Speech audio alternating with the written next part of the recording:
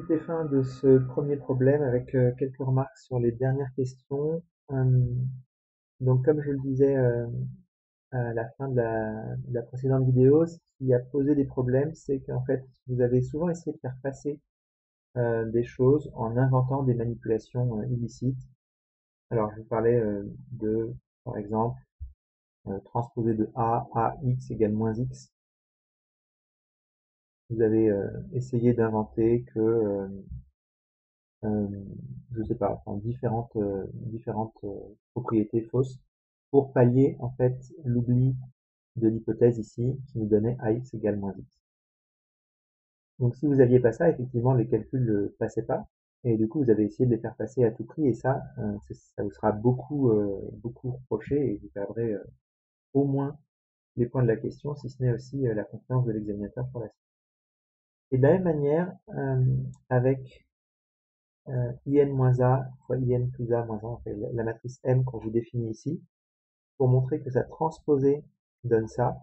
Là, il y a eu pas mal de tentatives hasardeuses. Et même chose pour la démonstration de l'orthogonalité, transposée de M fois M. Le but du jeu, c'est de montrer que c'est égal à l'identité. Donc là, des interversions illicites pour voir qu'il y a des trucs qui se simplifient pour se ramener à l'identité. J'en ai vu dans tous les sens. Donc ça, il faut absolument vous retenir, hein. Euh, il faut vous retenir de essayer de faire un truc qui, à tout prix, va vous faire apparaître l'identité parce que c'est ce que vous voulez. Si c'est pas très clair dans votre esprit pourquoi chaque ligne est vraie, faut pas l'écrire. Vous pouvez pas vous dire ah mince si c'était interverti ça m'arrangerait donc j'intervertis. Si vous le faites, on va croire que vous bluffez, ouais, d'ailleurs probablement, ou alors que vous n'avez pas conscience euh, que les matrices c'est pas commutatif. Et je sais pas lequel des deux est pire, si c'est bluffer ou pas être au courant que le produit matriciel n'est pas commutatif. Mais en tout cas, si vous le faites, que ce soit conscient ou inconscient, ce sera dans tous les cas euh, très très dommageable pour l'ensemble de votre prestation. Donc là, on regarde in-a fois l'inverse de in plus a.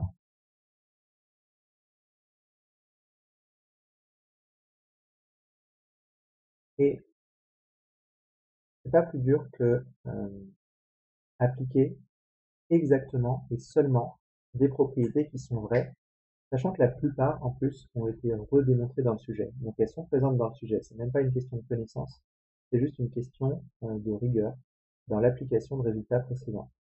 Donc je veux calculer la transposée de m, je calcule la transposée de m. J'ai transposé d'un produit.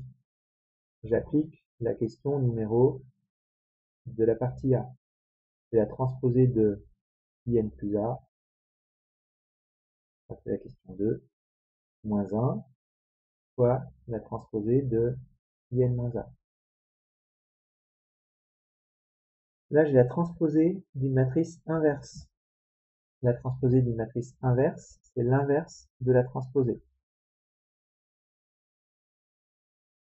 Ça aussi, ça a été redémontré dans la première partie. Donc c'est la transposée de in plus a dont je prends l'inverse. Là, je vais laisser ça comme ça pour l'instant. On va faire les opérations de linéarité par la suite. Ensuite, la transposée de in plus a, il faut toujours dire que c'est la transposée de in plus la transposée de a.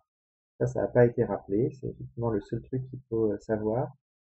Quand vous voyez ça, vous pouvez avoir envie de faire ça. Pourquoi? Parce que transposée de a, on a des informations dessus. La même chose. Transposée de in moins transposée de a. Si vous vous demandez si ça fait ça, on peut le vérifier. On peut montrer que transposé de a plus b, c'est transposé de a plus transposé de b. Il suffit d'écrire les coefficients. Donc ça, c'est in. Et la transposée de a, c'est son opposé. Parce qu'elle est antisymétrique. Moins a plus a.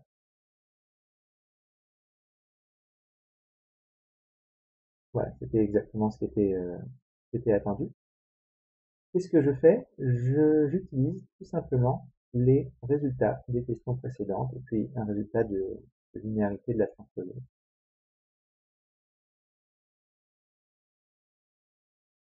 Il faut pouvoir, à côté de chaque ligne de calcul, justifier que ça vient de telle ou telle question de la première partie. Donc ça, c'est la question 2. Et ça, c'était la question 3, je ne me trompe pas.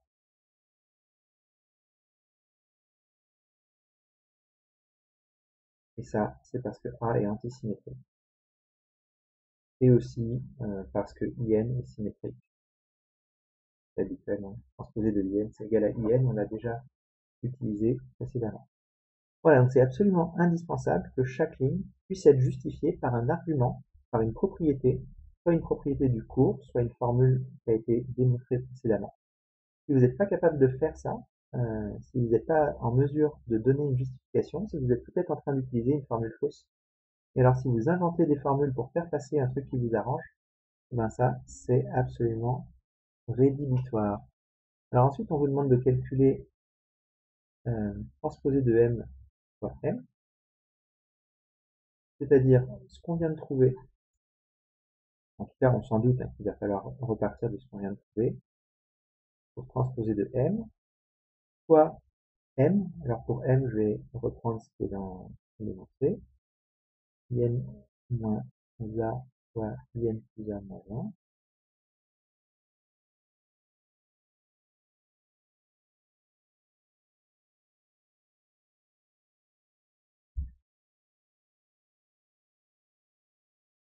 Alors, oui, c'est ça. À partir de là, les possibilités sont multiples. Ce qu'on a envie de faire, c'est de simplifier l'inverse qui est là avec l'inverse qui est là. En tout cas, la matrice qui est là avec son inverse et la matrice qui est là avec son inverse. Hein. Donc on a bien envie que ça fasse l'identité. On peut pas le faire juste en intervertissant l'ordre des produits, donc ça c'est pas possible. En revanche, on peut démontrer, c'est que on peut intervertir ces deux matrices-là. Ça, si on veut le faire, il faut le démontrer. Pourquoi ça marche? Là, parce que on peut calculer le produit. Hein. IN plus A facteur de IN moins A, ça fait IN plus A moins A moins A carré.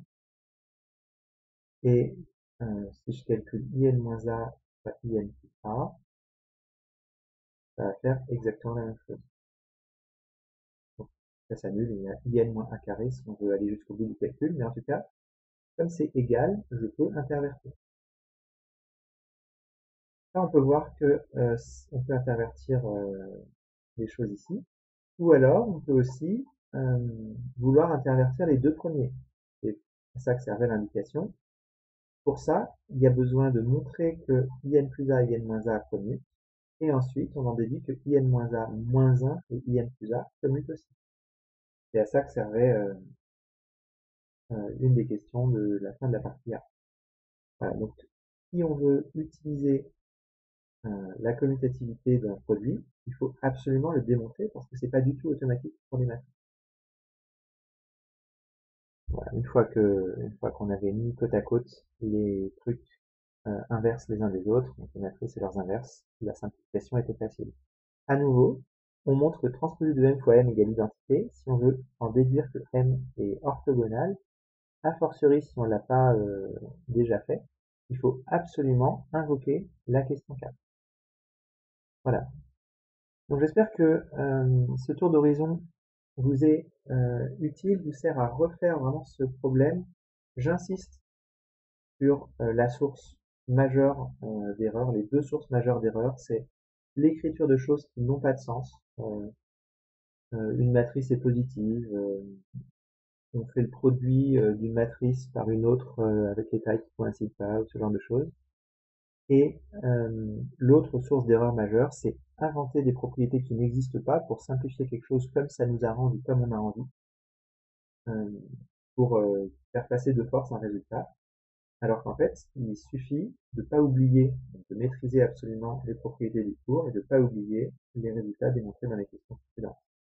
Voire parfois simplement traduire les hypothèses même du sujet.